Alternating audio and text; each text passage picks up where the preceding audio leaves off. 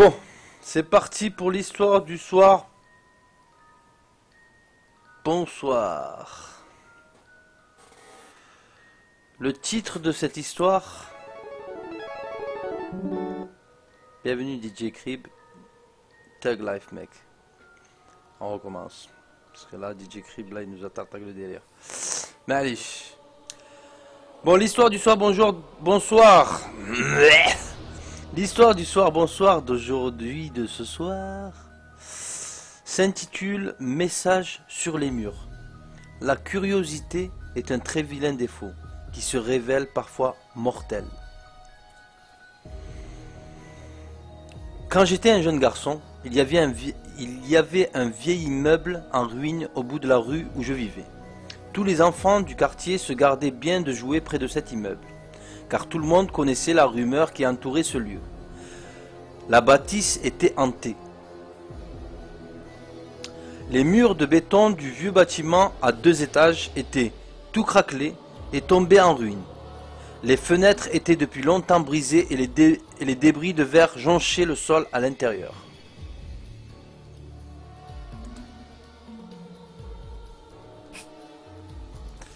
Un soir, afin de tester notre courage et faire la preuve de notre bravoure, mon meilleur ami, Nathan, et moi décidâmes d'explorer d'effrayantes demeures. Nous nous y introduisîmes par une fenêtre béante à l'arrière de l'immeuble. L'endroit était repoussant de saleté et une couche de boue recouvrait le sol, où l'on devinait ça et là les vestiges d'un parquet en bois.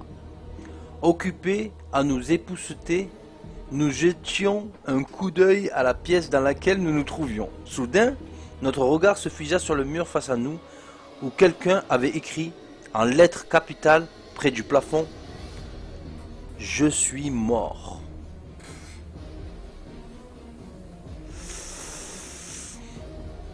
Sans doute une blague d'une bande d'ados pour effrayer les plus petits, dis-je. Ouais, sans doute, répondit nerveusement Nathan. Puis nous reprîmes notre exploration des différentes pièces du rez-de-chaussée, dans une pièce qui devait être autrefois tenir lieu de cuisine. Nous découvrîmes une nouvelle inscription sur un mur. Je suis dans une chambre à l'étage. Nous nous engageâmes... Purée, mais... Ouais. Nous nous engageâmes donc dans l'escalier dont les marches en bois crissaient sinistrement sur chacun de nos pas.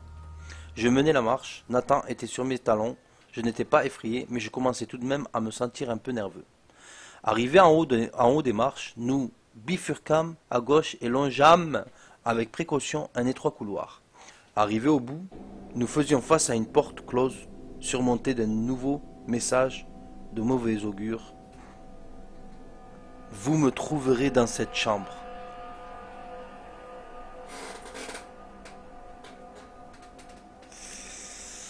Derrière moi, je pouvais sentir Nathan trembler de tout son corps. De mon côté, j'avais vraiment peur maintenant, mais hors de question de le montrer à mon ami.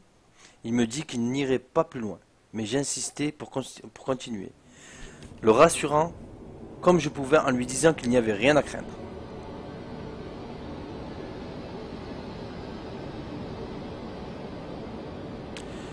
Je tournai la poignée de la porte qui s'ouvrit dans un grincement lugubre, et nous entrâmes dans une pièce totalement vide. Il n'y avait que 2 portes de chaque côté de la chambre, et en face de nous, une nouvelle prédiction sur le mur. Ma tête est à gauche et mon corps est à droite. Cette fois, les nerfs de Nathan cédèrent. Il glapit tel un chien apeuré et se retourna pour prendre la fuite. J'essayai de le retenir par le bras, mais il se dégagea avec violence et disparut par la porte que nous avions franchie quelques instants plus tôt. Je n'entendis bientôt plus que le bruit de ses pas qui se perdaient dans le couloir. Plus déterminé que jamais à surmonter ma peur, je rassemblai tout mon courage, ouvris la porte de droite et me glissai dans la nouvelle chambre. Je traversai la pièce dans toute sa longueur, puis, arrivé devant le mur du fond, je pus lire l'inscription suivante, en tout petites lettres cette fois-ci. Mon corps est en dessous.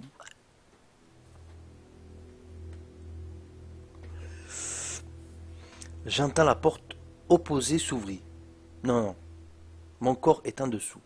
Je baissai mon regard sur le sol pour y lire juste sous mes pieds. Ma tête arrive depuis l'autre chambre. Retourne-toi!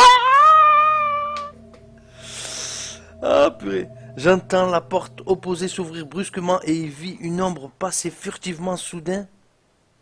Quelque chose roula jusqu'à dans la pièce où je me trouvais et vint s'arrêter contre le mur. Je reconnus la tête nette, tranchée de Nathan.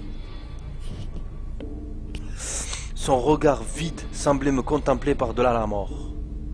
Dans un hurlement d'horreur, je me suis précipité vers la fenêtre de la chambre et sauté sans hésiter, faisant ainsi une chute dans le vide de 2 étages. Je retombais sur le côté, me fracturais le bras par la même occasion.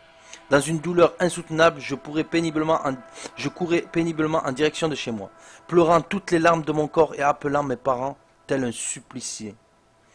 La police fut appelée et les officiers fouillèrent les ruines de la vieille demeure. Dans un premier temps, ils ne trouvèrent rien, mais les messages sur les murs avaient disparu. Ils passèrent toute la bâtisse au peigne fin, du sol au plafond, mais ne trouvèrent aucune trace de Nathan. Grâce à la découverte d'un chien policier, ils arrachèrent le plancher. Le corps de mon ami se trouvait là, en dessous, sans tête. Sa tête ne fut jamais retrouvée.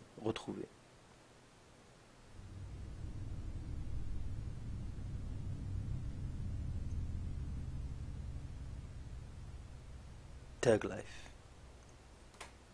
Tag life.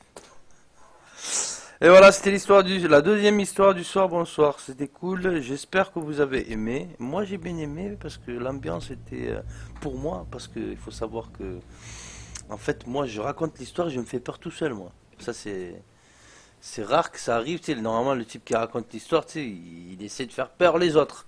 Mais moi, en fait, je me fais peur à moi. Alors, des fois, je fais facilement peur les autres parce que je me fais peur à moi. Donc, c'est chaud.